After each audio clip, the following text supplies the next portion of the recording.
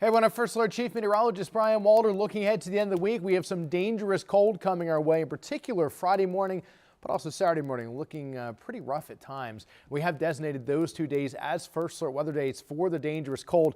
And look at the future wind chills. Again, Friday is going to be the worst, potentially as low as 25 to 30 below zero. Frostbite can occur maybe as little as, say, 15 to 20 minutes on exposed skin in those conditions. Saturday morning, still pretty nasty wind chills. It's not going to be as bad as Friday, but we're still pushing 15 to 20 below. Frostbite can occur in as little as 30 minutes on exposed skin in those conditions. And then we're looking into the weekend with possible snow chances, and that's the key word, is possible.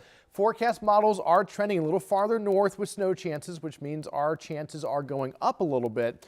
But there still are a lot of inconsistencies in the forecast models, including the storm track, which will affect just how much snow we get. So just because we are lifting farther north doesn't mean that we're going to see a big snowfall. It's not impossible to see some higher totals, but there is a really big spread between the high end in the forecast models and the low end in the forecast models. So at this point in time, it's just an increase in snow chances. We'll be able to talk totals and impacts with more certainty by the end of the week. But for now, just sort of a heads up that that's what we're looking at.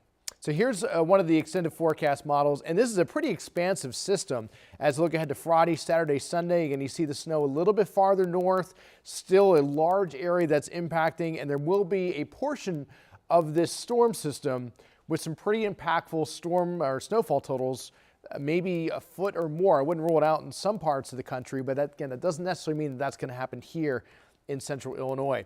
This is the same model showing future snowfall, and no numbers here, just colors.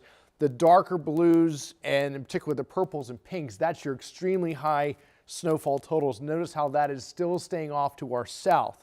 So we'll keep an eye on these numbers here as we head throughout the next couple of days. We'll see how the models trends. I think the low amounts, maybe an inch or less, or potentially just as equally possible as some higher impact totals. So again, we'll see how that trends over the next few days. But regardless, things are getting much colder. We're in the 30s tomorrow, but single digits by the end of the week.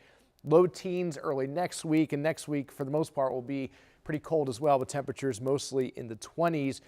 So if we want some warm, quiet weather, this is not the forecast for you. Again, dangerous cold followed by possible snow chances in the extended forecast.